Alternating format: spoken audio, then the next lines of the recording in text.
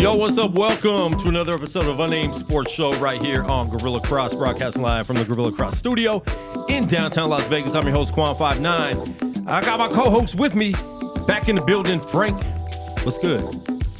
I'm good. You're good? I'm excited.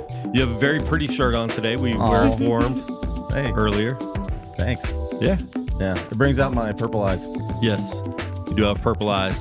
So appreciate that. Listen, we have a lot of NFL to talk about. UFC 306 recap, Noche. Really dope. We're going to talk about that. Got my guest co-host once again back 2 weeks in a row. She didn't hate us, Frank. She's a veteran now. She came back. We got Michael Michelle in the building. What's good? Hi, everybody. That was loud. Oh, you said speak louder. No, I'm joking. Oh, okay. A little louder. You could be a little louder. Let me hear your, like, voice. Like when you're fighting. Oh, my goodness. There is no voice. It's just the hands. Ooh. The Dang. hands talk. The hands speak. She says no words, just hands. Yep. Glad to have you back in the building. We're going to talk UFC with you a little bit and get your NFL picks. And how'd you do last week in the NFL, by the way? I started off great. Thursday night, spot on, downhill from there. I think that was everybody. We're going to talk about that because that was one of the weirdest weeks in the NFL in a very long time. But it was. We'll talk more about that. And we have in the building special guest. He hit me up, said he's going to be in Vegas. He's covering the Las Vegas Aces tonight in the WNBA. My man Corey in the building. What's up? Hey, man. What's up? Thanks for having me on today. I'm very excited to be here. Yes, sir. I didn't make your name tag. My bad. I'm running late. You're supposed to have a name tag on your screen, and I just realized that I didn't do that, so my bad. Oh, no problem. But, I'm unnamed. We treat our guests really well. Unnamed. I'm unnamed. Unnamed guest. Unnamed guest. Yeah. Tell us a little bit about yourself. Where are you from? What made you start covering the WNBA? So I'm from Fort Worth. I was born and raised there. Started covering WNBA back in 2021. I just feel like it was a market that wasn't tapped yet. A lot of people wasn't really talking about the W then. And I had a lot of friends that once I started, posting content about it, they literally told me, I ain't listening to that. I don't want to watch that. And so it made me go a lot more harder when it came to doing the WNBA and one just, create, a buzz for it, exposure. But look at it now. Yeah. It's here and it's getting bigger. They got 2 more expansion teams that's in the league right now. Canada is coming, Toronto. Well, they got 3 more coming up because Portland was just announced yesterday. And they're going to be announcing 1 more shortly. Right. Because they wanted to move up to 16. So, yeah, we'll talk about that, all that in a little bit too, man. So I appreciate you coming through. Thanks for having me. Yes, sir. How many times you been in Vegas? I've been in Vegas. This is now my 3rd time in Vegas this year. Cool. Well, welcome. And anytime you're in town, man, make sure you hit us up. Definitely. And we'll get you on. All right, man. Let's jump into it. UFC 306, UFC Noche happened on Saturday. Frank, you didn't really get to watch it because you had to work, so you weren't at our watch party, but you saw some of the images. What'd you think? I think it looked amazing. I know that Dana sounded kind of coy about whether or not they want to do something like that again there, but it seemed like it was a huge success. They kind of broke even with ticket sales. It was the most merch they ever sold at a UFC event. And I think just off, if you've made your money back, you broke even. They spent 20.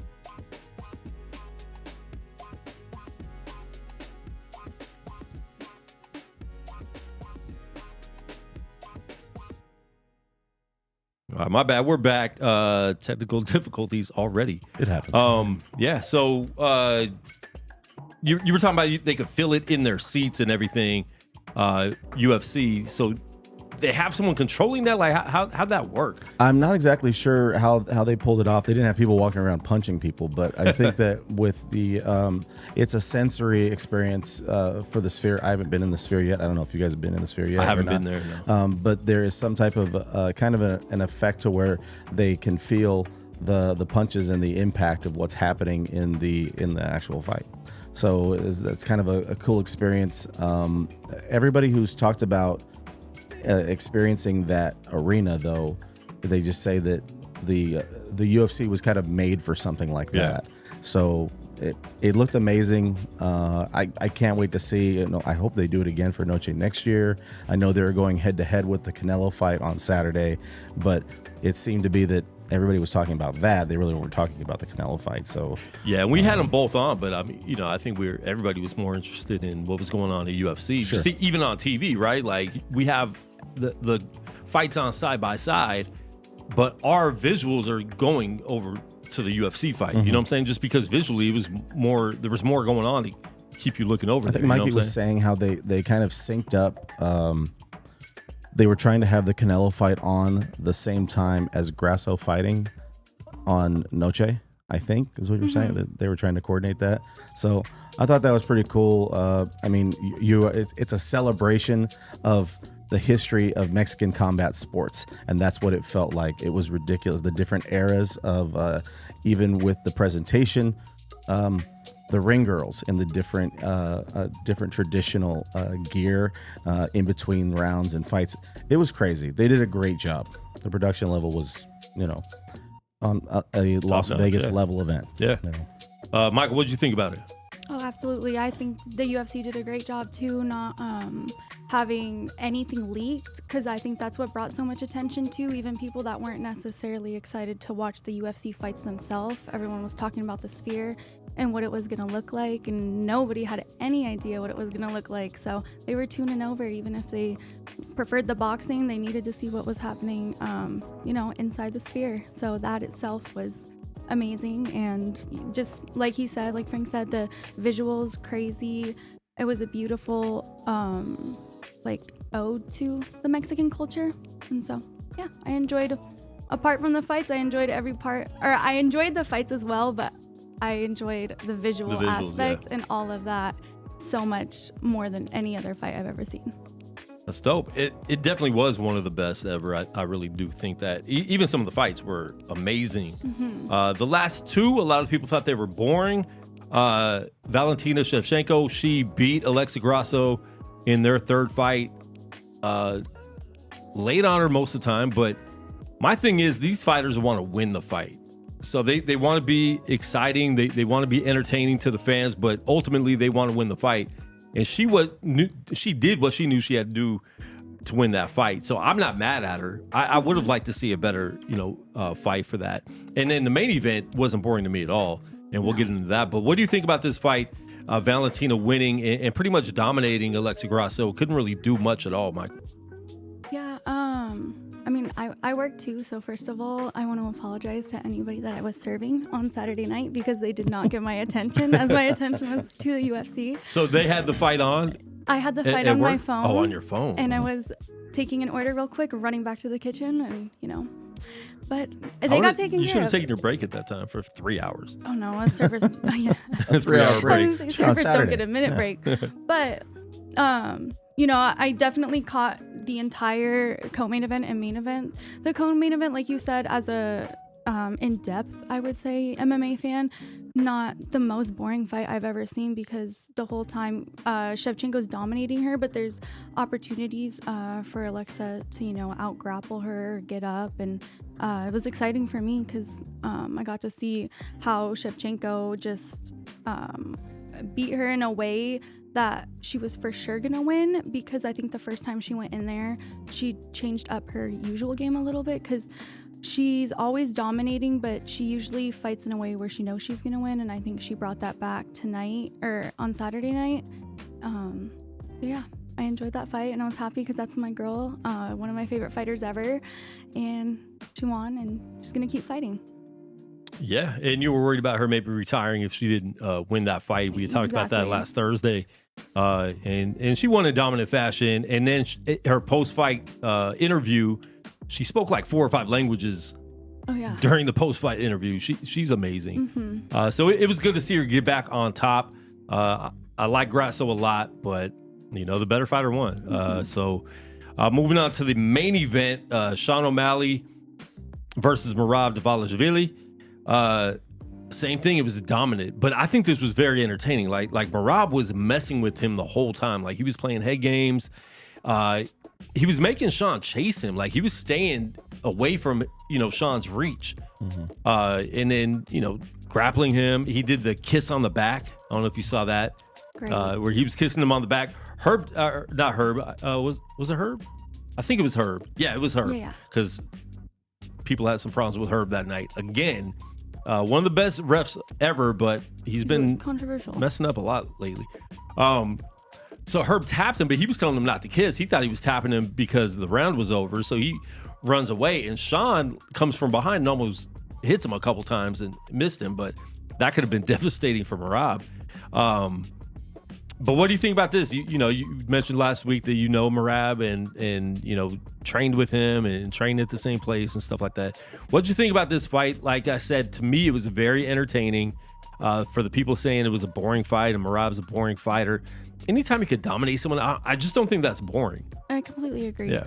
And they said, Merab, like you said, dominated the whole time, and he was working. He wasn't just laying on top of him. And that made me mad too, because there was a time where Herb was like, about to stand him up. He's working him the whole time. Yeah. I mean, he didn't really go for the submission, but he was striking him while he was down. Yep. He was in Sean's guard. Sean didn't do anything with that. I thought the knees were super exciting because, the second Sean lifts his hand up, he's going to catch one in the head. So you're kind of watching that, waiting for him to not be, grounded, to catch the knee to the face, the knees to the legs.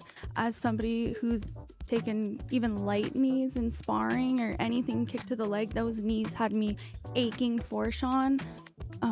And yeah, Merab completely dominated him the entire time. I mean, he ran for the last 5 seconds and people are talking about that, but you just secured the win. Of course, those last 5 seconds, you're not going to stand there and square up. Like nobody would. Yeah. So that's a horrible take that I've just been seeing everywhere. But I'm super happy for him. I think he deserved it. His win streak is crazy. I think it's just not been talked about enough, the lead up to this fight, how much Merab deserved this belt. and how dominant he's been in this weight class for so long. And yeah, I'm excited to see the fights moving forward. And the way he dominated Sean, like there's no rematch. And there would have been a rematch if it was a good fight and Sean lost, but he just dominating him. Now they're talking about him maybe fighting Habib's brother or cousin. I can't keep track with all of them.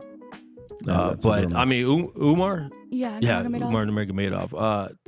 That would be a crazy fight. That'd be a crazy fight. Frank, what do you think? You don't think that, I mean, again, I haven't seen it. All I've watched are highlights. You don't think that Sugar can position himself to get a rematch? Not an instant rematch. No, I mean, a one-off type of thing. They each fight somebody. Yeah, they'd have to fight somebody and then maybe fight again. But the way he dominated him, it's not going to be the instant rematch that I think we would have saw if it would have been a much better fight. Because right now there's nothing Sean could do even in the second fight. It's one of those things where it's like you can fight 10 times and probably lose all 10 if you don't make crazy adjustments. And Sean was fighting scared. He wasn't throwing the way he normally does, because he knows better than to try to do that with Merab. But I would have liked to see him at least try that. If you're seeing him coming in, Merab was extremely loose and very comfortable walking into the fight and confident. Yep. And the whole thing felt like it was a celebration of Sean O'Malley. And I think that Merab had that in his head the entire time during his training camp, during all of his preparation, everybody he's talking to. That is just like, that's the carrot you're hanging out in front of me. Like I'm focused on that. And I think that once he locked in and the fight starts, it's like in his mind's made up. I'm going to dictate pace. I'm going to control this fight. I'm going to win. Yeah. And that was the approach that he took into it. And I mean, O'Malley is a star. He is marketable and people love him, and that's great. But Merab was the better fighter, and it showed. And the good thing about UFC, you could be a star and you could lose and still be a star. I mean, we've seen that with Conor over and over again. We've seen that with Nick and Nate Diaz. They lose all the time, and they're still talking about Nick fighting. So some of these stars, and I think Sean will be in the same realm as them.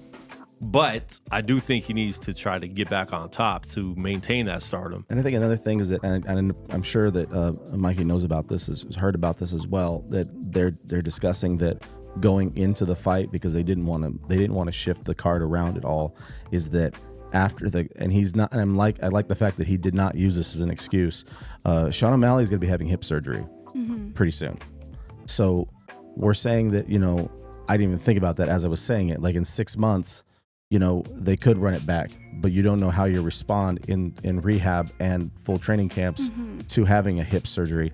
So they might not fight for a while. Merab might be taking on 2-3 fights prior to him seeing O'Malley again. So, there could be enough buildup in it with the star power and whatever. And, man, they have a rematch at Noche next year. Yeah. I mean, who knows? Yeah, and there was a lot of other great fights on that card. If you haven't watched it yet, Frank, I'd have it, so you can watch it up here. What did you guys think about Tim Welch and his approach of calling out Merab's name? I think it was funny, man. I didn't know what was going on. I thought Merab was pointing at something to tell Herb like what's going on, but he was pointing at Tim, and I thought it was hilarious. I thought Herb was acting like a first grade teacher trying to settle the class down. And I didn't like that. Herb did a lot in that fight that just was weird to me. I've never heard him referee talk so much during a fight. He was talking way too much. You should be able to, who cares if you're talking to the other corner? I will say, though, they went in with the idea that they were going to mess with what Merab said. And to be honest, I don't think they were expecting Herb to say that and so quick.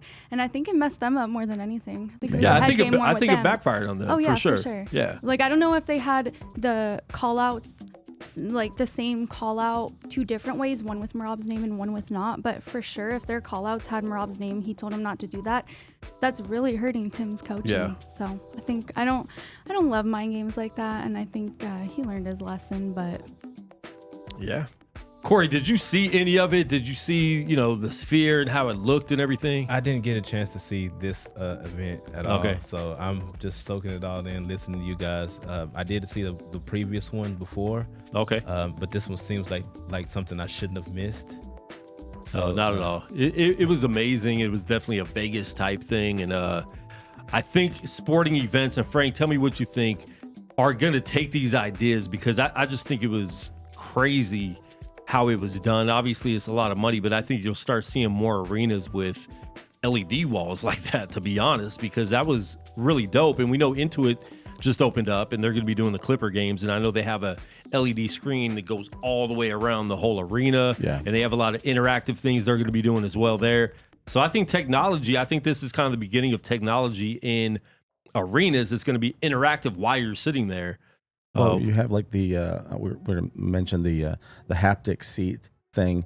We don't know, as far as technology goes, what your experience could be when you're seeing these live sporting events down the line. I mean, it would be kind of an interesting thing. It's kind of like pie in the sky type of deal, but it would be interesting to see down the line if they wanted to do something on a bigger scale, like at a basketball game, a football game, something like that, in that bigger setting or arena. But for what they did with the Sphere and how they're able to pull this off, I mean, this is months in months in planning and being able to. I mean, they had like some guy who's a accomplished music composer put together this whole deal. They make it like a huge production. Like they could be. I think he was on. Dana was on the McAfee show last Friday, and he was talking about how they thought that they could be potentially nominated for like awards or something. The way that they made it look, how they did it and pulled it off, it was ridiculous. They did an incredible job, and I think that now the sky's the limit for what they could be doing going forward. They've already had like if this was like a test run for them to sample what they could do potentially for next year. Could you imagine what Noche would look like? Yeah. I mean, it was ridiculous. I can't wait to watch the whole thing. And here's the problem, and this is why Dana keeps saying that this was a one and done, is because he has a contract with MGM, who owns T-Mobile. And I think that's the whole deal. And I think that's why he was upset with Canelo fighting at T-Mobile, is because he has a contract there with them to do UFC there. And because he was going to a different arena for that night to put on something big, they put on another event there, which you can't blame them. Like, no. If one of my clients isn't coming to record their show that day, I have to book someone else, right? You can't get mad if I'm booking someone on your time slot if you're not here. So I feel like it was the same type of thing, but he's saying that because he has a contract with them, he might not be able to get out to be able to do this again. Because I think he had to get their permission to be able to go do a UFC pay-per-view in another spot in the same city. Well, there's not going to be another UFC at T-Mobile, I think, until December or January, because the next one is Salt Lake City, then it's Abu Dhabi, I think, and then it's MSG. So it might be the next one they have here is December. You wonder if like time, calms down both sides and they don't come in like, kind of staring at each other like an angry ex or something, and they can just kind of chill out. And I think it was just business. I don't think it's really that big of a deal. Like Dana understands the business side too. But yeah, I mean, and we have UFC 307 coming up in a couple weeks. It's October 5th. And Michael, you're telling me there's 2 UFC events in October, I believe. Yes, it is. So, that's coming up quick too. So we'll be talking about that coming up. But all right, man, let's jump into the WNBA. I know Corey has to get out to Michelob Ultra Arena soon anyways, so I want to, talk to him about that. Like you said, you've been covering the Aces. You've been covering the Dallas Wings, who have not been covering many spreads. They're a horrible team. But talk to us about what's going on tonight in the WNBA. This is the last night of the season. Playoffs start this weekend. What are the implications? And I'm hearing Asia's not playing. The starters might not be playing tonight. So all 12 teams are going to be on the floor tonight. Major playoff implications all the way down to the end of the season, going down to the wire. In terms of the Aces, since I'm here covering the Aces, I want to talk specifically about what their situation looks like. Right now, currently, they're in the 4th spot. If they win tonight, Connecticut loses, they move up to their 3rd spot. They take on Caitlin Clark and the Indiana Fever. And we talked a little bit about that, beforehand and what that would probably look like. It's crazy when Caitlin Clark comes to your arena. So basically, buy tickets for this weekend now, just in case. Absolutely. Because the ticket prices will go way up if that happens. Absolutely. Yeah. Her first playoff game in Las Vegas. That would be that'd be wild. Ridiculous. And the first game that she came to Vegas, I was here for that very, very first game. She had never been to Vegas before. And so that was important for me to be here for that. And she didn't look, as good as she do now. I've seen her progression and seen how her progression has been crazy. Yes. A lot of people were giving her a hard time at the beginning of the year. And what I always say is WNBA rookies, they're just coming off their college basketball season. It's not like NBA where your college season ends in April and you don't play an NBA game till October. You play summer league and stuff like that. You have a lot of time to prep for your first game. WNBA, they play, she played in the championship game. You go from the championship game in April to WNBA season 4 weeks later. Absolutely. Got to draft in a couple weeks after that. And then you go right into the WNBA season, which is crazy. So it takes time for them to adjust. But her progression in the WNBA, she had 35 points last night. Yes, it's been crazy just to watch her from, a lot of people took a lot of, stock on, how she looked when she first came into the W, how they, the physicality and things like that. And look at her now. If you look at, from where she started, like you said, she kept, working on her game. She's a fierce competitor, just wants to win. And a lot of things that, have been said. I won't get into too much of that. But as a player, she's definitely shown that she belongs in this league. And she's going to be one of the greatest. Yeah. Michael, do you watch much WNBA? Have you been to a Aces game? I have. I love the Aces game. So fun. I'm not watching every single game they play, but I do keep up for sure. Asia Wilson's one of my favorites. As far as female athletes go, especially because they've done so much and done so good. The way 3 years ago versus now, everybody knows the aces, everyone knows the players. I think that's really amazing, especially because it is a straight female sport. I like the fact that we didn't have an NBA team first because it forced us all to, really dive into the WNBA. And then now I think they will compete good with when an NBA team comes here because people will still be interested. But I'm excited. I went last year around this time, so it was right before playoffs too. It was so fun watching Becky Hammon coach in person. Great coach. Like you see the clips of her, but when you see her in person, just that fierceness and running up and down that court and yelling, and it gets you going. So it's a good thing that they're a good team because I think that's what's kept them. Kept the Vegas fan base excited about them because if they started off being bad and not, getting to the playoffs and now getting to the finals and winning the finals finally the last 2 years, it would have been a different story. But the fact that they came in and really put the team together well, Mark Davis did a great job hiring great coaches, had Bill Lambier, first when they first got here, and then moving on to Becky Hammon. And her taking them over the top and actually winning the finals after being there has really helped the fan base. And now we got one of the best fan bases in the WNBA when a lot of people, including myself, when it first happened, said it wasn't going to work, that we need the NBA first. And NHL had just got here too, a couple years before that. And everyone loved the Vegas Golden Knights. So I thought it was going to be kind of hard. Different seasons, so it does work out better that way too. But same thing with the Golden Knights. If they weren't good, I don't know if hockey would have worked if they weren't good right away. So we've been blessed with these teams actually coming in and being what they were supposed to be. Have you been to any games? I have not. I've seen it. We need to go, man. They're actually very fun to be at. Yeah, I'd love to. I just haven't been. Yeah. Actually, I work with one of our managers at work. She's working someplace else now, but at the time she's had season tickets for the last 3 years. And she kept moving down closer to the court. And you were talking about ticket prices that if you're going on right now, like StubHub, SeatGeek, for this weekend for the Sunday game, game one of the playoffs, if you're buying your ticket now, it's like $130, $140. You want to sit lower level, like first 10 rows. They said that if Caitlin Clark is if the Fever end up being the opponent for the Aces on Sunday, the tickets could be as much as $540. Crazy. So the investment would be just buy them anyways, even if you don't want to go to the game and flip them. Yep, and then go sit higher up. And I'm saying that, and I'm probably not going to do it, even though I should. Yeah. Because with all them not playing that, I don't see them winning the game. Who do we play Tonight, the Dallas Wings. Dallas. Play Dallas. So even Dallas with all their best players and Vegas with none of their best players, Vegas is still better. So yeah. Mystics and Fever are going back and forth right now. They're playing. Sky are down to the Sun, the Connecticut Sun right now, and the Dream.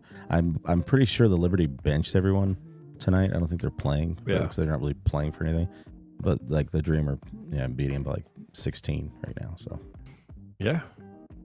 All right, well, we will see. Who do you think wins the WNBA championship? Give me your matchups for the finals. I think it's gonna be a finals rematch from last year, the Aces and Liberty again. Okay.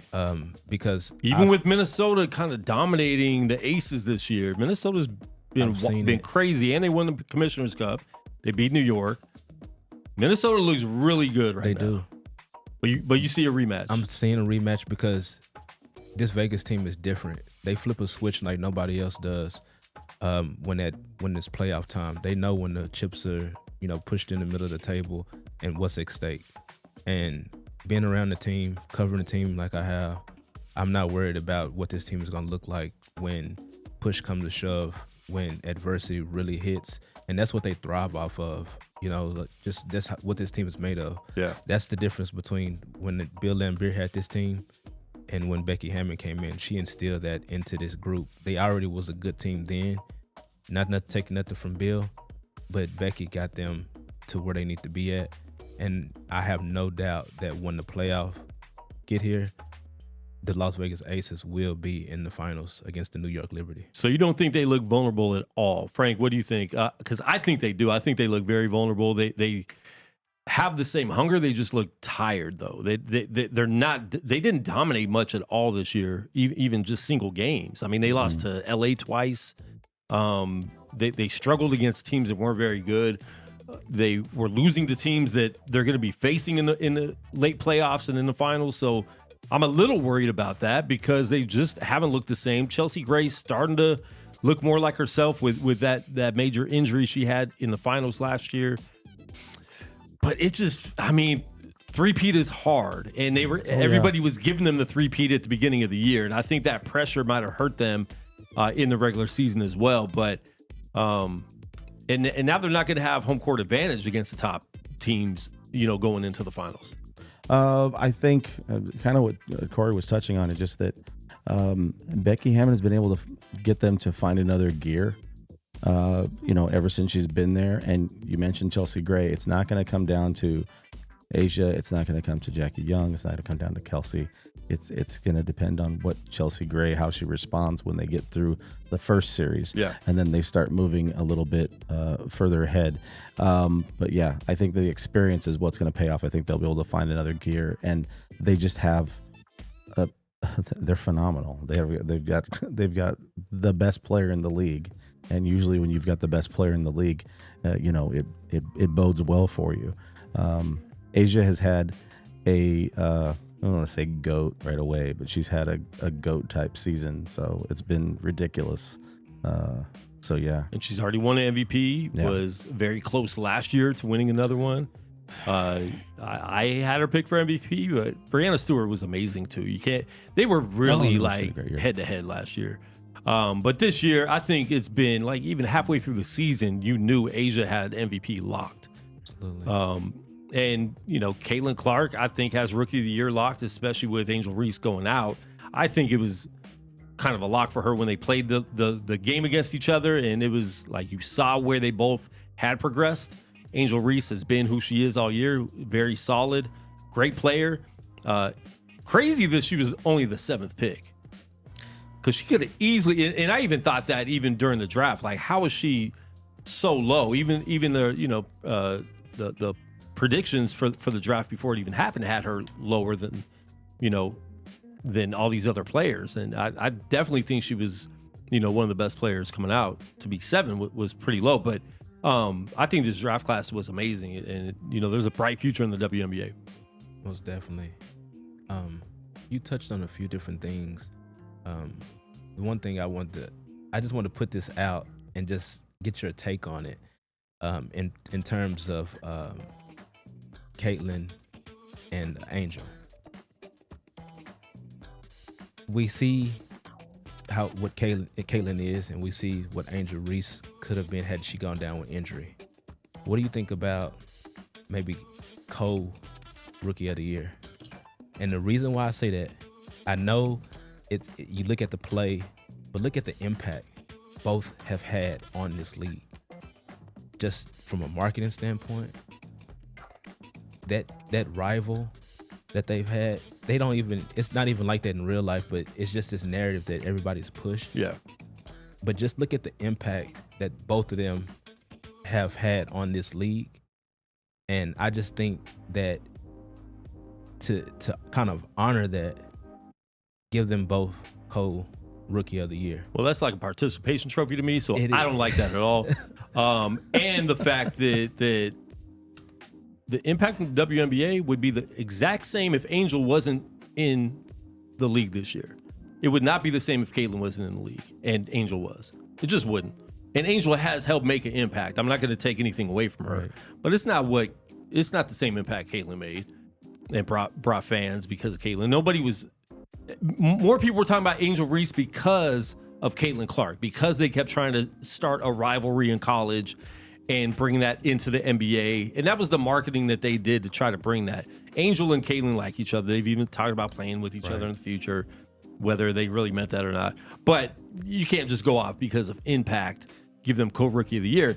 First of all, because Angel didn't even finish the season. Now, if she finished the season and had a really strong last 7 or 8 games, then you could, because I think before that game that they played against each other, I think the co-rookie of the year was like right on point where it could have really been.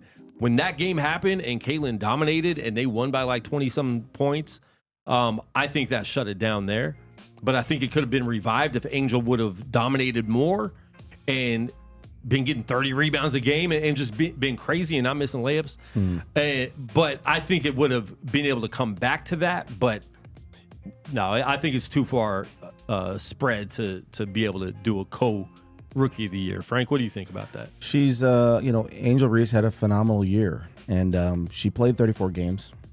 She's changed some things with what they were doing in Chicago. Obviously, she was a big impact for them both offensively and defensively.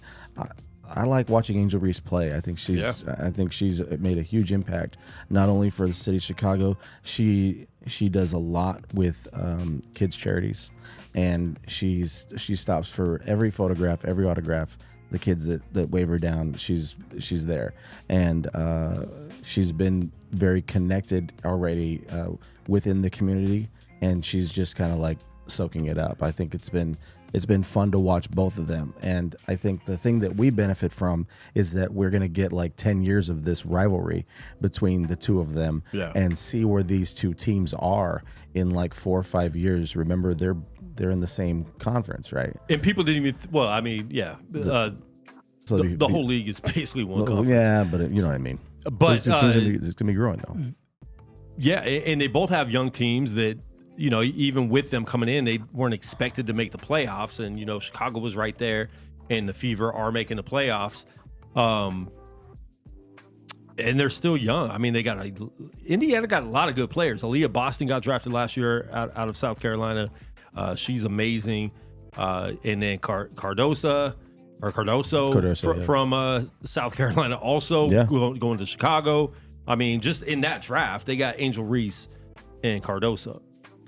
It was a big draft. I think the Dallas Wings definitely should have drafted Angel. Who'd they draft? JC Sheldon. I like JC, but I feel like the way that because the Dallas Wings could have picked her, but they went with JC, but they already had a guard in Enrique, and they drafted another guard, and they didn't even play her until maybe 5-10 games later. Yeah. Like she didn't. They have to. And they needed a big. Yeah. So she didn't play. Doesn't make a lot of sense. She didn't play right off the bat, and so just if they would have drafted Angel, I think that would have been a lot more sense. Like as far as like what they needed at the time, but I think JC is going to be good. But Michael, what do you think about co-rookie of the year? Same as you. I think it's participation trophy. Yeah. Like, pick one. Yeah, pick one. Who's the best? Someone- yeah. And we haven't seen many. There's a best. Yeah, we haven't seen many co-rookie of the years in any league. We saw Jason Kidd and Grant Hill. I think that was the last one we saw in the NBA. You don't get that a lot. Not a lot of people are saying that, and that's just my opinion. It's probably an unpopular opinion. Just given. Well, on this show, your opinion is wrong. No, I'm joking, but I feel you. But yeah, you can't do it. Can't do it.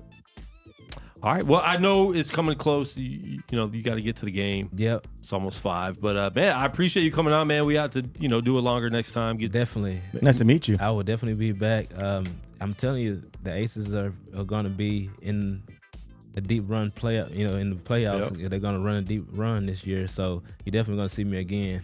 For sure. And I know they can. I hope they will. So yeah. Good luck to the Las Vegas Aces, finishing it up tonight and on the way to that 3P, man. They're going to try hard. So we appreciate you, Corey.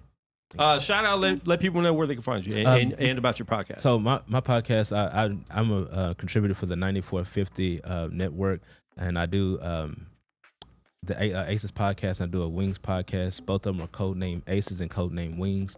I'm out of bounds on Instagram. I'm out of bounds on Twitter as well, or you can find me at Mr. Corey on Twitter as well, because I have 2 accounts. Okay, cool. Well, we appreciate it, man, and safe travels and have fun at the game tonight. All right, thank you for having me. Yes, sir. Yes, sir. So we're gonna get into some NBA. I mean, not NBA, NFL. NBA season is coming up though. We got media day in the NBA coming up in about 2 weeks, I believe, Frank. So all sports are going to be back. It's that exciting part of the year where all sports are happening at the same time. NHL, actually, the Golden Knights have a preseason game in San Jose on Sunday. So sports are back, Frank. This summer wasn't too bad because we had the Olympics, but you have some of those summers where it's like there's a big lull in sports, but it wasn't too bad this year. For hockey, with the Golden Knights, we lost so early in the playoffs, and the year before we went farther than anybody. Mm-hmm. So the season came right away, right? Right.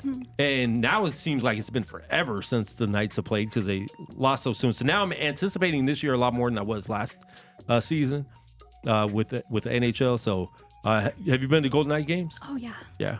Frank? Okay. Yeah. We need to go. We've never been to a game together. No, we haven't. We need to start a fight in the bleachers. Okay.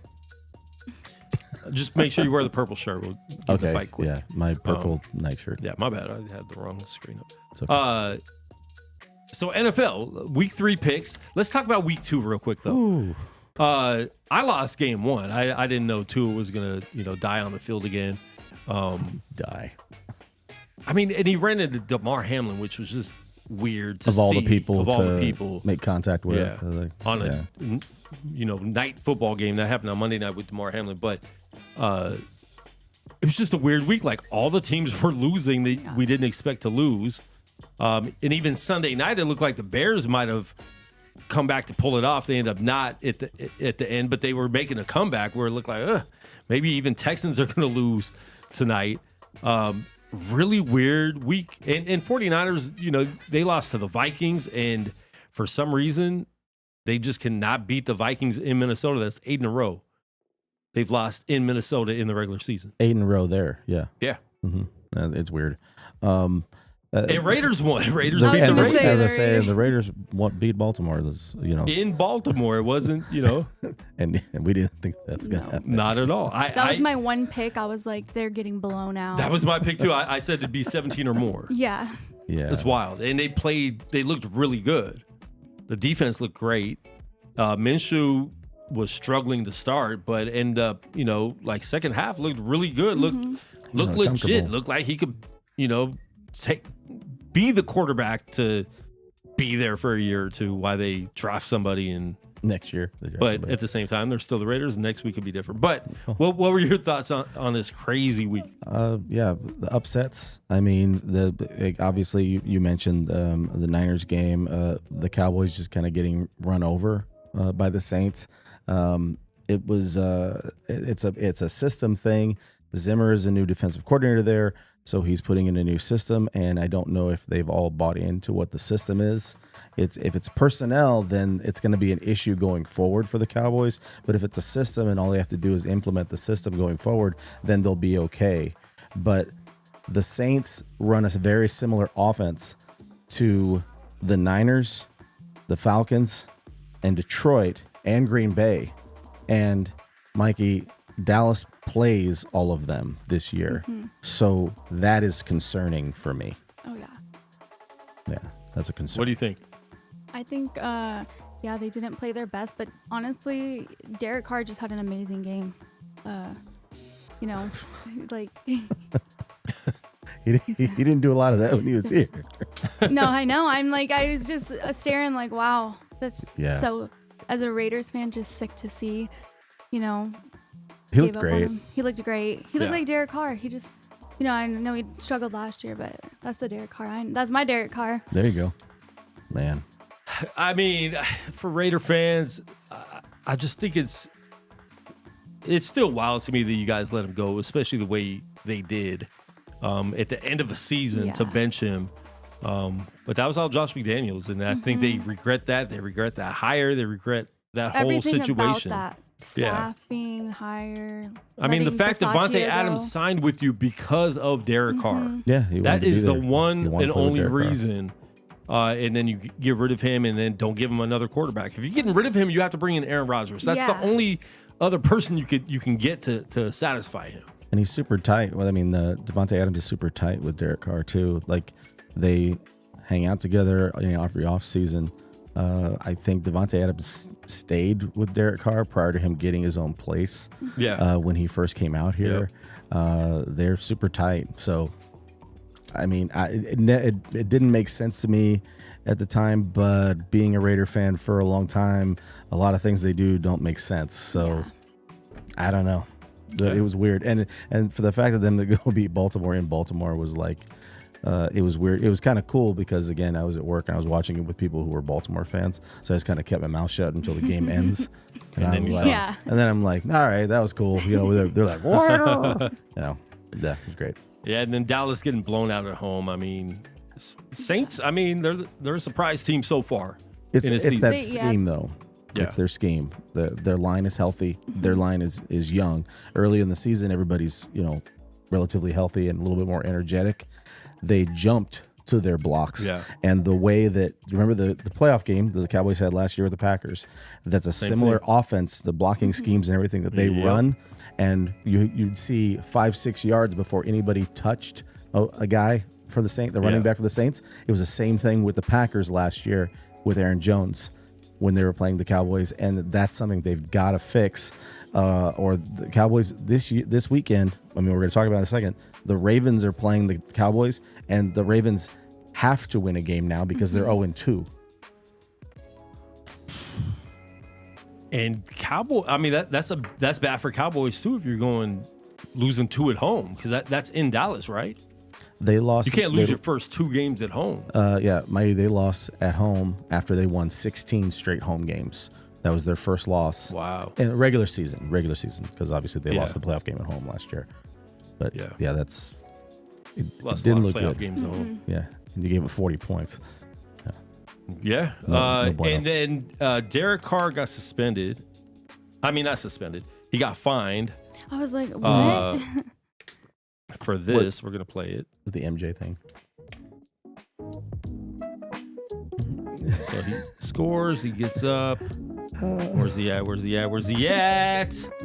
Kick the leg. You can't do that, Derek. Come on. It was worth every penny of that fine. What are you doing?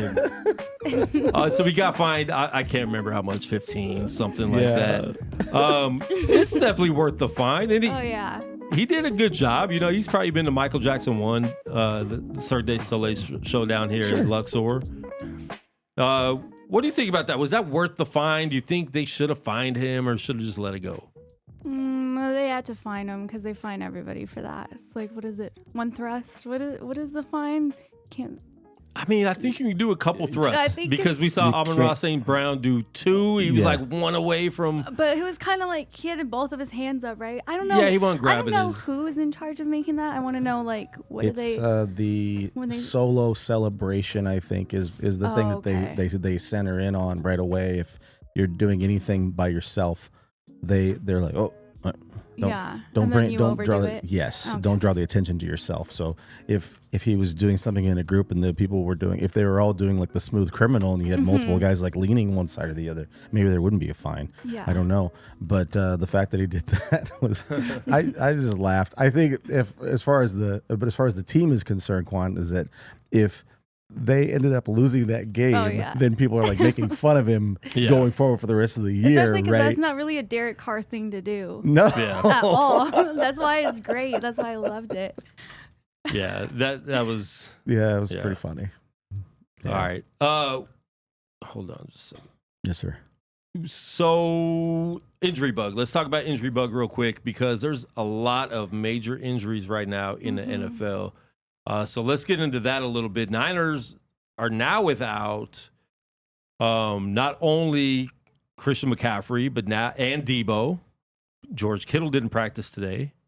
They're struggling. So this happened to the 49ers last time they lost the Super Bowl.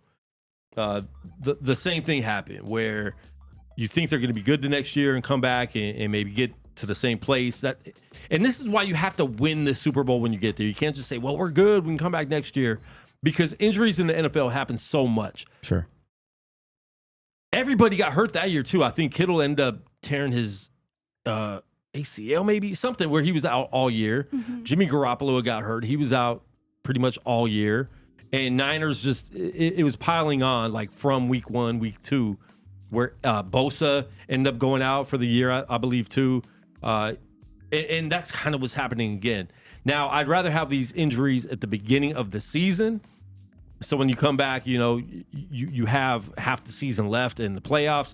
But with the NFC being so good, that puts you in a major hole. And you want that first round bye to not have to play that extra playoff game to get to the Super Bowl.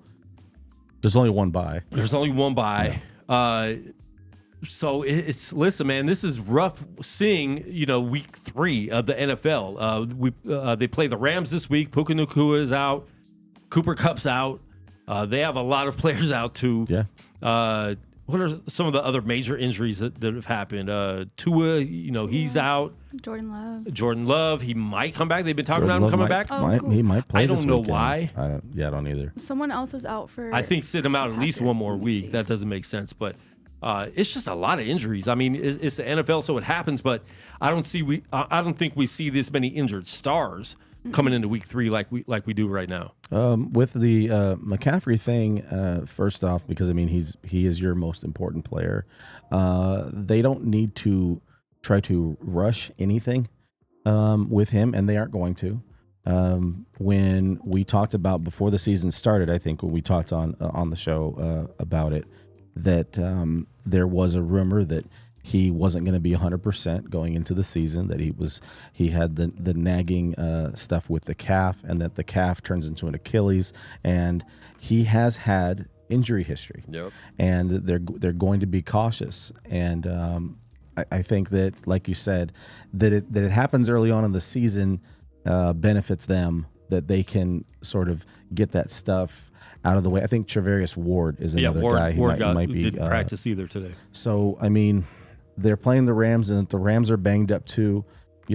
Maybe they're able to establish some stuff early on, and be able to pull that out, because the Rams. I don't know. I think the Rams played pretty well against the Lions week 1, and last week they just kind of got punched in the mouth. The Cardinals. They blew him out. Yeah. So that was probably one of the more surprising things. That was very weird too. I just thought the game would be closer. I didn't say obvious. Definitely the Rams will win or the Cards will win. I didn't think the Cardinals would win like that. Mm-hmm. But with how the Rams played on Sunday night against the Lions, though, they look legit. They look like, okay, Rams could be a legit team, and then to go into Arizona and get blown out like that, with Arizona losing the week before, not looking good at all. And Arizona's not really a blowout team. No, And the good thing is Kyler Murray found Marvin Harrison Jr. twice early on in the game for touchdowns. Yeah. And I think that just kind of gave the whole team confidence because we saw the week before he missed them for a wide open touchdown that probably would have won the game for them. So Arizona might be a team that could surprise people, with a win like that. And if they can really have that chemistry, that could be something good, man, because Kyler Murray needs that. He needs someone that could just run out and you could throw it to him pretty quick. Yeah, Marvin Harrison's a beast. So hopefully that's something that we see. There's people arguing for him forward. to be, the second or third pick in the draft. He ended No up would have been going, upset if he was taken earlier than he was. No, I don't think anybody would. there was Bears fans saying keep Fields and draft Marvin Harrison Jr. number one. He's from O State. Yeah. I say yeah. Yep. All right, let's get into these picks for week 3. We're starting Sunday Night Football. Oh, yeah. Yeah. What's this college game doing on? What are you doing, Frank? I don't know what's going on. You're the one with the over here. remote. Oh, my bad. You don't want to watch Wait, what Appalachian about tonight? State? It'll be on one of my smaller TVs on the side, but no. You don't want to watch the Appalachian State, the Mocs playing tonight? The you don't watch Mocs. that? Mock. All right. Okay, well, so we're starting with Sunday Night Football. Thursday Night Football tonight. The New England Patriots will be taking on the fighting New York Aaron Rodgers. Jets are favored by 6.5 tonight. 6.5 Jets. It's in New York. We're going to see tonight if the Patriots are real or not, if they're legit, could fight for a playoff spot. I don't think they're doing much if they get to the playoffs. But I think Jets win this game. I think it's going to be a close, good game, though. You got Brissett starting at quarterback. Listen, they've been a surprise team. They really have. So I have the Jets winning this game, though. I'm gonna take those points, too. I got Jets by 10. Okay, you're laying the 6.5. Yeah. Mikey, what do you think? I'm going the other way. I think I counted out all the defensive teams last week, and that bit me. So I'm going with I think Patriots have better defense. So you're taking the Patriots to win, or you're taking Patriots plus points? I'm taking them to win. Okay, cool. That spread, I don't know. Sure. And we don't have to take the spread. We just pick winners. Yeah. But Cool. if you want to jump in on the spread, go ahead. Okay. Did last week make you pay attention more being on our show? Pay attention to last week, or were you already paying attention anyways? Well, I got added on a fantasy team too, so I was paying attention because I was like, how many picks did I get? And then the fantasy team. Okay. I took over somebody's, so don't ask me about it because my team's horrible. But all right. You had to take over a team? Yeah. New ownership. New ownership in week 2. Bad. Yeah. Wow.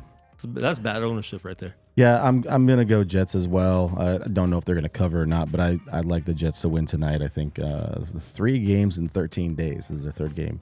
So yeah. Starting with the Sunday games, morning games, Los Angeles Chargers playing the Pittsburgh Steelers. Steelers are favored by 2.5 in Pittsburgh.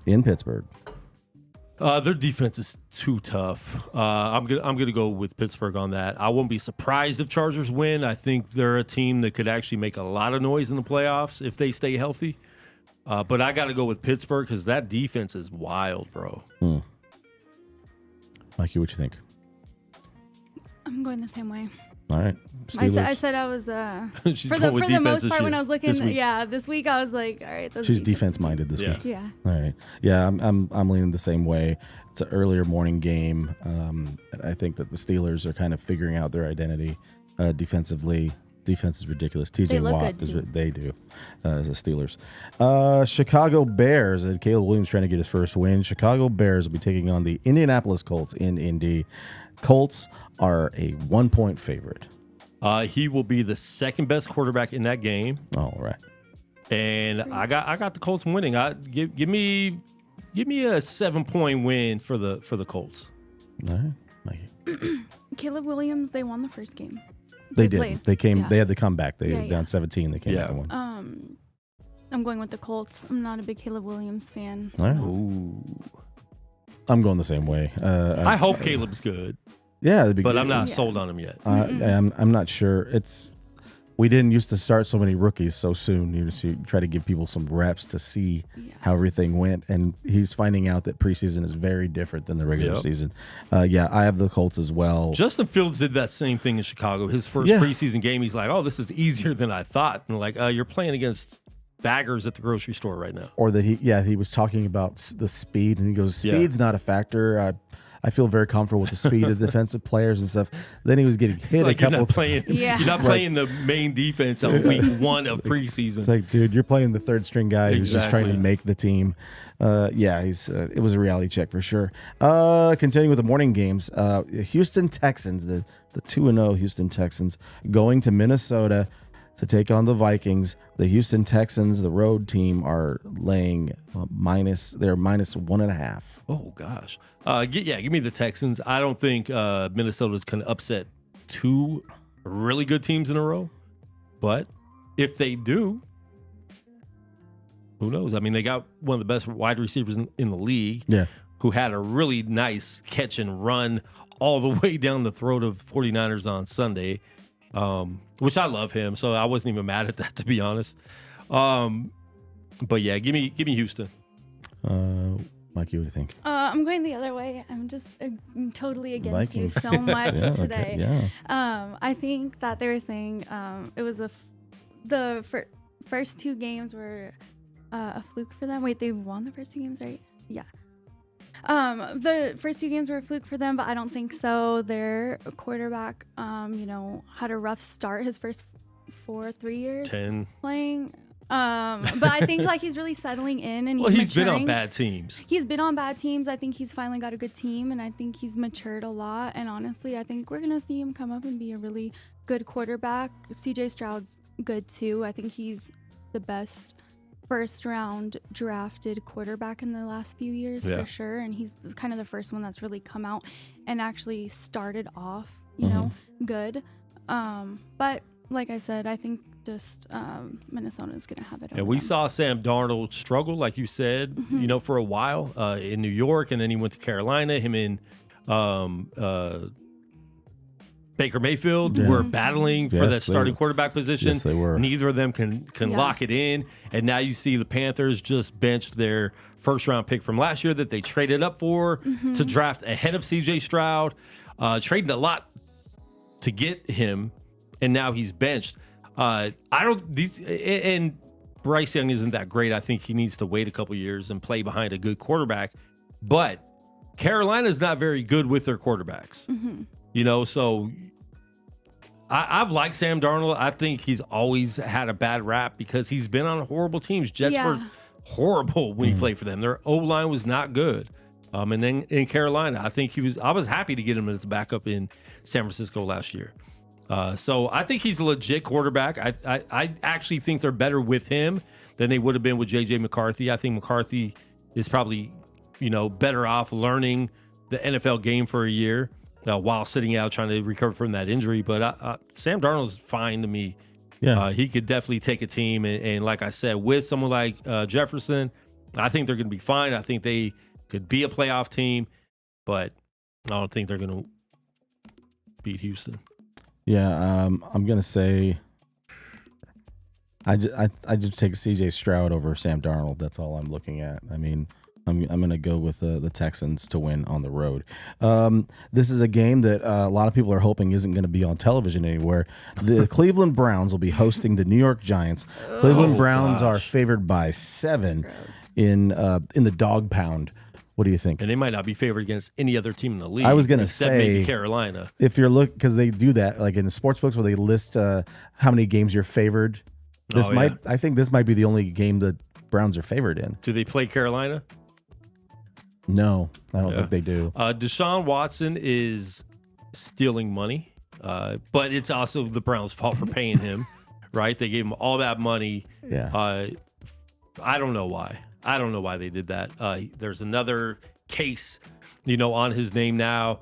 But beyond that, I just don't think his mind is there anyways. He's not who he was at all. I mean, he's a shell of who he used to be. Even before the massages, he wasn't worth what. Yeah, he was. They gave him just too much very money. relaxed. He was relaxed after massages. Right. And I like Brown. I like Brown's defense. I like a lot of their players, but I think I just don't think they're doing good with him as quarterback, and I don't think the locker room really likes him either. No. So you're picking the Browns? I'm picking the Giants. Okay. Which is bad because you're taking the points, or you think the Giants are going to win the game? They're going to win the game. Okay. Giants have to win a game this year. All right. Yeah. What do you think? And that's the one. I thought the Giants were going to be the worst team in the league at the beginning of the season, but I think it's the Browns now, and so I think Giants are going to beat the Browns. Well, the Giants were able to do something last week that has only happened once in the history of the NFL. They scored 3 touchdowns, and the team they played against did not score a touchdown, and they lost. Yeah. It's happened another weird week. I'm telling twice out of like 1,100 games. It's happened 2 times, and the second time it happens last week. It's weird. It's very weird. I promise, strange. week 2 was maybe the weirdest week we'll ever see in a very long time. Yeah, it was nuts. I can't believe I'm picking the Giants. I'm picking the Giants. Yeah. And again, I was going to say too, the Browns are playing at Washington in a couple of weeks. Washington will probably be favored, so this is probably going to be the only time the Browns are favored all season. Moving on to this is going to be the morning game this weekend on Fox. The Philadelphia Eagles at New Orleans taking on the New Orleans Michael Jacksons. The New Orleans Saints. The Eagles are favored by 2 going into New Orleans. I gotta go with who's hot right now. Okay. And I just think New Orleans is really hot with a blowout in Dallas, and now you're playing back at home. When Derek Carr gets confident, he looks like one of the best quarterbacks in the league, and we've seen that in the past where he almost won the MVP if he didn't get hurt. Give me New Orleans. Yeah. And Pastor Derek. Yeah. Pastor Derek. I'm surprised the Eagles are favored. I think after the first 2 games of the season, the Saints have been the most dominant team in the league. They played great teams, dominated both times. Eagles are always a good team, but to be favored with how great the Saints are playing, and like you said, when Derek Carr gets hot, he's hot, and he's consistent when he's hot. So I'm definitely taking. And we Saints. saw what Eagles did on Monday night. They had the game won. Saquon dropped a wide open pass that would have, killed the clock.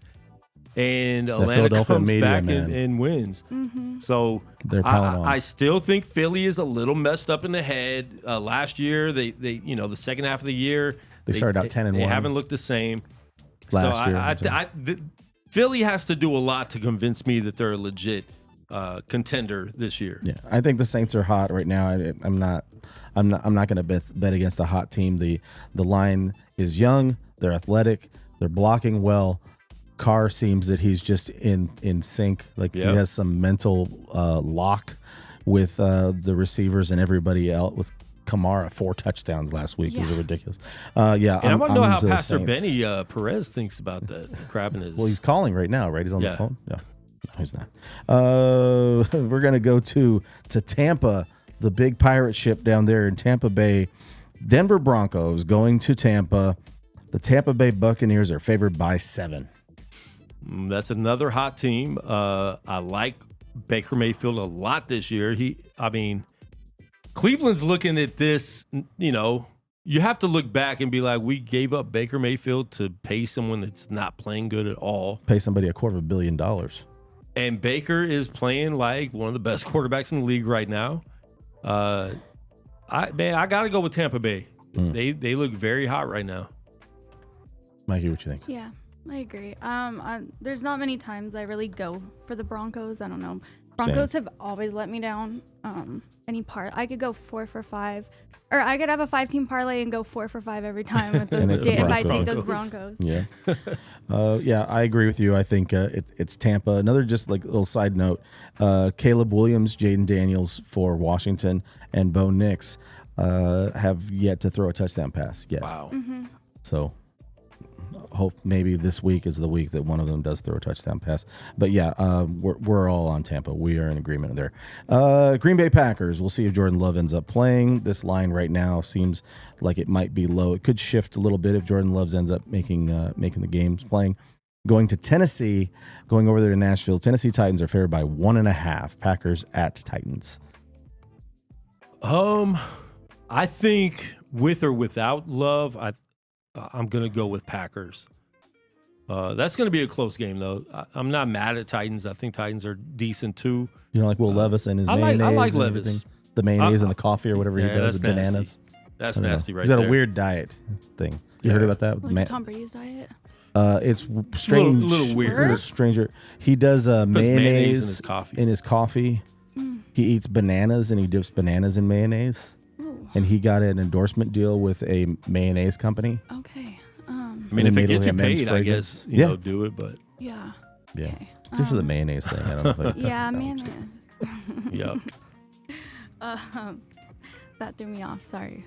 Bananas and mayonnaise. Yeah. It's strange. I'm going with the Packers because I went against them last week because they didn't have Love, and then they looked great without Love. So maybe not great, but they look good without Love. Yeah. So. Yeah, I think Levis is talented. I think that, you know, eventually he could, you know, change from being the weird dude to, you know, just being a normal quarterback. And he's made the mistakes are self-inflicted. Yeah. These first 2 weeks, it seems like, he's made errors where he was in both games. Both of those games could have gone differently with Chicago and then the Jets last week. But I think the Packers are just going to be able to kind of instill what they want to do. Malik Willis running the ball steady. He seems pretty mature about it, and he's coming home because he was with the Titans last year. So yeah, I'm gonna say Packers win that game. Okay, so the CBS 1:00 game, it's gonna be here. Las Vegas Raiders are gonna be hosting the Carolina Panthers. The Raiders are favored by 7. We have the great redhead, starting for Carolina again. Red Rocket, baby. 36 years old now. Still running things in the league. Shout out to Dalton for, being a great backup quarterback. But give me the Raiders at home. I think they're coming off a really hot game, and I think they can't take Carolina lightly. They need to go out there and dominate and try to look like a team that who they want to be. They have to look like who they want to be. And this is the team that they could do that against. And if they fail at that, and even if it's a close game, I think that's bad for them. I think they need to dominate. I think they will, though. All right. I agree. I'm going to take the Raiders. I'll take them with the points, too. You like the Raiders minus the 7? Minus the 7, yeah. I think they're going to win by more than a touchdown. Exactly like Quan said, they need this game. They're going to have the confidence because the Panthers are 0-2. They're coming home after a win. It was weird win. It was good win, but we needed that. I think they're getting behind the coach, AP. Wait. Yeah. And they finally got it together. I think they're gonna feel really good. I think they're gonna be excited to blow this team out in front of their fans at home and be the team they want to be. And I think this will give them some momentum during the season. And I'm glad and they're playing the team after this. I was looking earlier. I think they're going to win again. So I think this is going to be a 2-game win streak for the first time in a long time. Out. So that's what I'm excited for. Streak. Yeah, they're playing the Browns after. And then they're playing the Broncos. So honestly, I think they're going to. They struggle against the Broncos, though. Yeah. Is that in Denver? Yes. I think it's in Denver. They play Denver a year later. They struggle against the Broncos in Denver. But I mean, hey, you're giving them a 16-1 season, it sounds like. Maybe not, but these next two I'm definitely confident about. Okay. I'm going with the Raiders as well. I think that they covered the 7. I think that Carolina's got a lot of issues. I mean, obviously, there are some things they have to figure out with Bryce Young, but they have a lot more issues than just Bryce Young. Yeah. And I like the Raiders to win and to cover.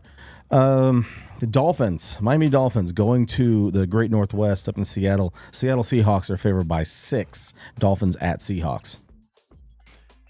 I have to go with the Seahawks in this because I just think Tua not being there, not knowing what's going to be happening with that quarterback position is going to be a little rough for them. And is Tyreek? I mean, is Tyreek hurt? I feel like he's hurt too. Heard that. I'm not sure. Maybe he's not out, but I think he might be hurt. Mostert is out again.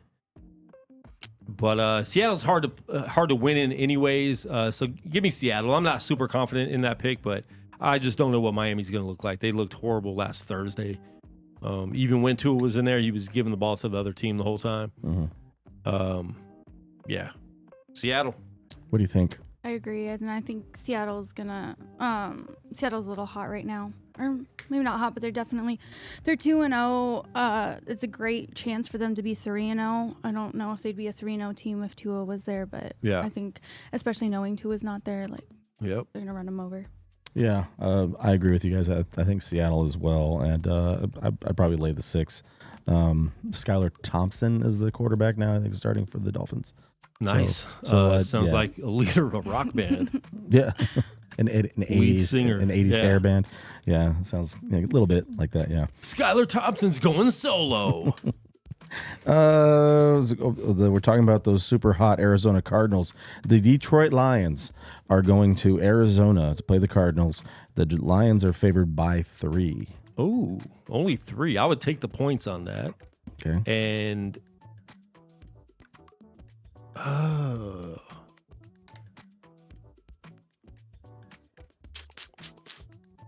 in Arizona, I'm going to go with the Cardinals with the upset, actually. All right. I'm going with the Cardinals with the upset. Mikey, what you think?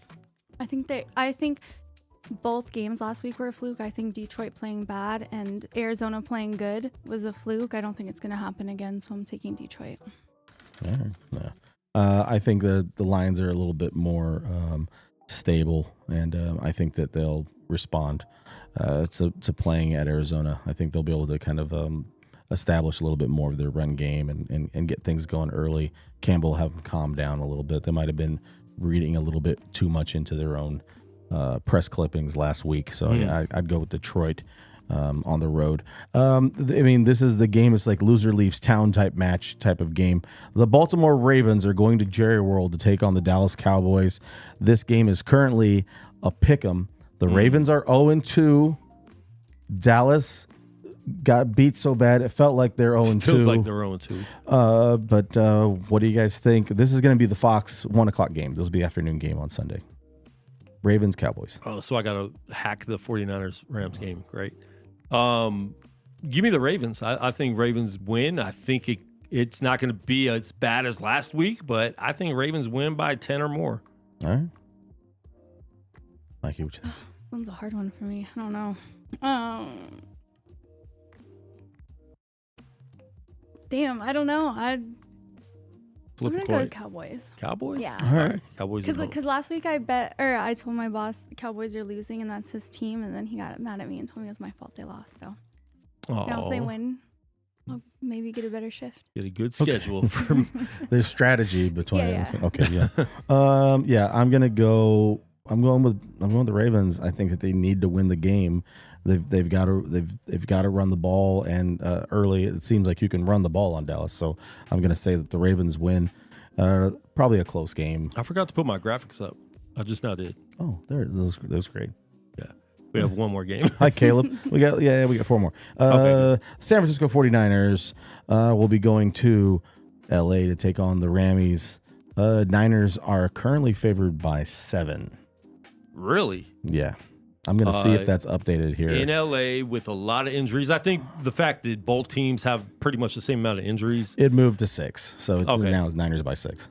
I'll take San Francisco just for the fact that we're both hurt, and Niners have owned LA no matter where they play. All right. In the regular season. Oh. Mikey, what you think? Yeah, I'm gonna go Niners. The McCaffrey's out, but his backup didn't look bad. What was his name? Jordan Mason. Jordan Mason. He's been playing well. Yeah, he's been playing well. So yeah, All right. Niners. Yeah, I would go Niners as well. Even though there's injuries. I mean, there's injuries for the Rams as well. I think that the Niners are just a little bit more stable at this point. And Rams are missing their 2 best receivers compared to Niners missing I think one of them, but still having a lot of weapons with Jennings and Ayuk. Yes. If Ayuk just plays good. Decent backup tight end. Mm-hmm. I don't think it's because they're familiar with each other, they know each other's personnel. I don't think it's a blowout, but I think the Niners probably win by 10-13. something in that range. I don't think they're not gonna beat them the way the Cardinals did last week. Yeah. Sunday Night Football. We get the Kansas City Chiefs, the Fighting Taylor Swifts, going to Atlanta to take on the Falcons. The Atlanta Falcons that on Monday night they shocked the world of beating Philly with all that. Kansas City Chiefs are currently favored by 4.5 going into Atlanta. They're going to win. Even if they're losing the game, the refs are going to call pass interference. They're going to call holding, or they're not going to call holding, which they never do at the right times. You can't beat the Chiefs because you're playing against the refs too. And I'm sorry, I hate being that person to say that, but every week you can break down Chiefs games and see so many obvious calls that are called in any other game against any other team. I want Atlanta to win, but it's going to be a close game. It looks like Atlanta's going to win, and then they're going to do something stupid like they did against Cincinnati, call pass interference when it wasn't, to give them life again. I hate the Chiefs. I hate Taylor Swift. I hate Kelsey now. I used to like him. Can't stand him. Patrick Mahomes' voice is annoying. His wife is annoying. I like Harrison Butker. Keep them women in the kitchen. But yeah, give me the Chiefs. They're in our division. We're supposed to hate him like that. Yeah. No, well, maybe not that much, but I hate the Chiefs as well. Yeah. That was passionate, though. Wow. Yeah. They're annoying. He brought it.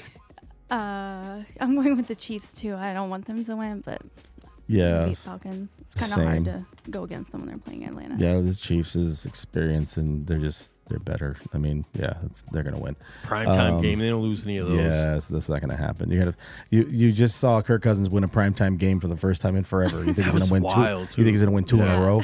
All of a sudden, that's unlikely. Was Taylor Swift gonna be there with a halftime show? No, I don't know. Who's she gonna be in there with? Outcast. Her and Andre 3000. Yep. She's going to be the Outcast. That's great. I named the newest group from Atlanta I know. We have 2 Monday night games this week. Why? We have 2 Monday night games, and they're starting. I don't know why they did this. They usually do this week 1. Yeah. Which I hate. They're starting 45 minutes apart, which is dumb. really dumb. They could have had a game on the West Coast later and a game on the East Coast maybe 30 minutes earlier. But no, the games are one time zone apart, and they're 45 minutes apart. Just give me an afternoon game like they did during COVID. We have like a Wednesday at noon. And I'd be fine with that as well. The Jacksonville Jaguars will be going up to Buffalo to take on the Bills. The Buffalo Bills are favored by 6. That's our first of 2 Monday night games. Give me Buffalo. Bills by 6. Buffalo. Okay. Jacksonville, I thought they could be good. Trevor Lawrence, I think he is who he is. I don't think we see much improvement from him, and I think we see Jacksonville start looking for a new quarterback in the next few years. I just think he's average, and I don't think he's going to be the star that everybody wanted him to be and look like he could have been. Yeah. He had like some flickers of stardom, but I just think he's very average and he's not improving at all. So give me Buffalo, man. I actually like them a lot. They've played well without the receivers that left. People were worried about that, but I think they've been fine. Josh Allen is a great quarterback. I like him a lot. Yeah. Give me Buffalo. They have a great defense. Von Miller's looking young again. Lay in the 6. You think they'll win by more than 6? Yep. Okay. Yeah, I'm going the same way. Josh Allen's great. Hard to go against him. Completely agree. Lawrence is a good quarterback. Sometimes he's really good, but he's never great, and he hasn't developed. And he's at a point where he should have been developed. And he's going to stay a good quarterback, maybe a really good quarterback, but he's never going to be great. Yep. Yeah, I think the Bills, Josh Allen is just fun to watch. The Bills, and what about James Cook last week? I mean, he was all over the place. If we weren't talking about Kamara on Sunday, we would have been talking about James Cook last Thursday. Yep. Just what he was able to do. He was cooking. He was cooking. Well, wow. I'm sure he's never heard that in no sports probably shows not. ever. Probably not until tonight. Yeah. So I'm going to go with the Bills as well, and I think they cover the 6. I see them winning by double digits. So then that's going to be on ESPN at 4:30 on Monday night. 45 minutes later on ABC, we get our second Monday night game. The Washington football team, the Washington Commanders, will be going to Cincinnati to take on the Cincinnati Bengals. Bengals are currently favored by 8.5. Damn. Yeah, Washington's not very good. I love their young quarterback, Jaden Daniels. But I give me Cincinnati. I really thought they were going to win that game against Kansas City. But pass interference randomly. So stupid. So they lost that game. It should have been a win for them. So I don't think they're going to, lose to Washington at home. So give me Cincinnati by a lot. All right. Even though they don't look good, like I'm not very impressed with Cincinnati right now. They're kind of at the same place where Burrow's really good, but they just look like they've hit some type of peak. And then everybody wants contracts and yeah. But give me Cincinnati at home. Yeah, I'll take Cincy too. I think they're gonna play good though. I think they need to start playing good, and they can play. Yeah. They have the potential. They can. We've seen them play great, and I think this week is time. And yeah, they're gonna do it against the Washington football team. I mean, they've been in the Super Bowl, Yeah. The Bengals are weird. The situation that we're in with the Bengals and the Ravens both. If you're going to tell me that they neither one had a win going into week 3, yeah, that would have been like, huh? In one case, I'm glad that Baltimore doesn't have a win because that means that we gotta win. But I don't think the Commanders are quite there yet. I think Jaden Daniels could actually play pretty well because he's a mobile quarterback. Yeah. And I think that he could be able to do some things. Maybe he gets his first touchdown pass this week on Monday night. That would be kind of cool. But I think that it ultimately it'll be too much of the Bengals, and I think that they'll probably win by double digits as well. I think they'd cover the 8.5. It's now 7.5. It's moved down a little bit. So yeah, I'd say Bengals to cover and win.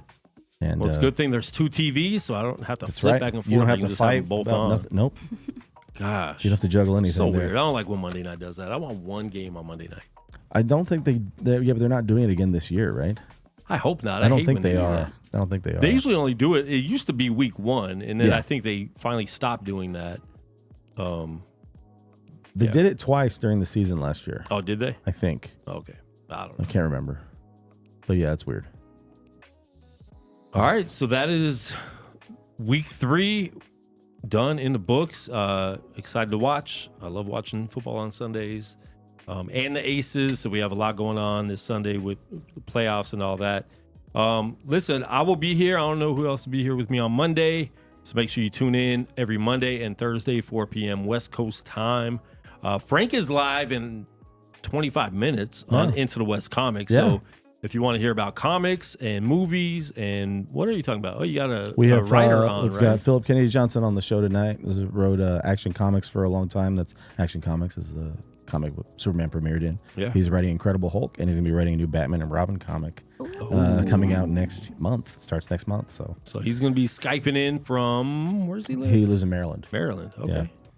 Baltimore. So make sure you check that out. Follow at Into the West Comics on YouTube to check them out every Thursday. Well, did you announce that yet? Yeah, we did. Okay, yeah, they're taking a break. Yeah, we got one more week and they're taking a break. Taking a break. But all right, let's react to some reels real quick and then we'll bounce. Here, let me turn down I think I need volume for this. Just tell me what you guys think about some of these. Oh, happy birthday. Done that before. Ouch. Like when you're serving? Yeah. You drop something on somebody? Oh yeah. I've dropped a cake on somebody. A whole cake? Yeah. Now I can't promise great service when you come eat at my restaurant from me personally, but did they you will be headbutt the entertained cake? the whole Yeah, time. I'm sure. Yeah, but did they headbutt the cake that you were bringing out? Cake butted their head with the cake. Okay. So dang. Yeah. Is this recent? No, this was like Saturday. a couple jobs ago. Okay. Yeah. I've gotten a This little is better. Saturday. She's During watching the the fight. fight. She had the fight in She's his like, hand, the "Move." cake in his hand. Oh no, they didn't even see me during the fights. That's funny. Nice. All right, next one. Why do white people do this?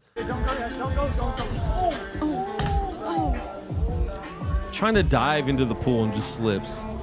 I've done that. I haven't fallen on the deck before, but I have jumped off the roof into a swimming pool. And you didn't hurt yourself? No, I've fallen off a roof before, but there was no pool. I just fell off a roof. Why were you on the roof? I was doing roofing. Oh, okay. That's a good reason. The roll roofing, that felt. I was like boom, boom, boom, and I just fell off the back of the roof. Yeah. Did you get workers' comp? I was like 15. I didn't get anything. Are you okay? I got a Coke. I think he brought me a Coca-Cola. A little CT. He took me to Burger King. I think. Like, we are in a recession, so you even, get a Whopper? even Buffalo Wild Wings has to. Buffalo Wild Wings is using Stream East. Even Buffalo Wild Wings has to hack some games. What is happening? You know what? I'm tipping them extra. They really, went out of their way. Now, make sure is that got to because see. DirecTV didn't have ESPN Week 1? That might have been it. They didn't have their contract with. They were in dispute on week 1. They wanted more money or something. Yeah. Diddy's in trouble. He got arrested. A lot of people at those parties are like talking about getting arrested now, but I heard that everybody know ain't no party like a Diddy party, so yeah, that's what's up. Yeah. Hey, everybody know ain't no party like a Diddy party, so yeah, that's what's up. all right, LeBron. Not looking too good. All right, baby oil Bron. He probably needed 3 bottles himself. They had that's insane. You heard about that? Yeah. 1,000 bottles of baby oil. Did you see the oil. AI generated picture of what 1,000 bottles looks like? That's a lot of bottles. That's a lot of bottles of baby If we oil. had 10 on the table, it would Yeah, look a little weird. Like, that's a lot. If there was 10. If it was Yeah. 10. 1,000. Yeah, it's pretty wild. That would take up half of like this space over here. Oh, yeah. 1,000. It was like a whole room. The baby oil room? I guess. Wow. I wonder what brand. Where's the baby room? The baby oil room? No, the baby's room is over there. But the baby oil room is over here. I don't know. Anyways, everybody, we encourage you to go out and vote.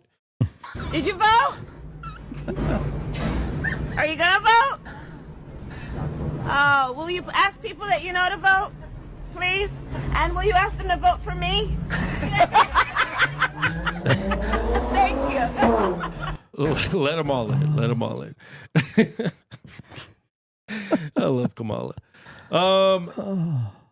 What's this one? Oh, there's rumors that Deshaun Watson has a burner account, hyping himself up. I was going to mention it last week. I read something about Leroy Bickerstaff. So he has no picture on the account.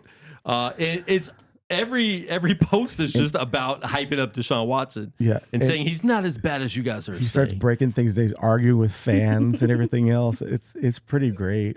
We've seen too many burner accounts in the past from players. We know what it looks like now. Leroy Bickerstaff? Somebody's got to go like that for Halloween. You've got to get the Browns jersey and you have to have Bickerstaff on your... Yeah. Oh, my gosh. And maybe a bottle of baby oil from Maybe. Diddy. Yeah. Did he? Yeah. Man, but anyways, listen, man, we are out.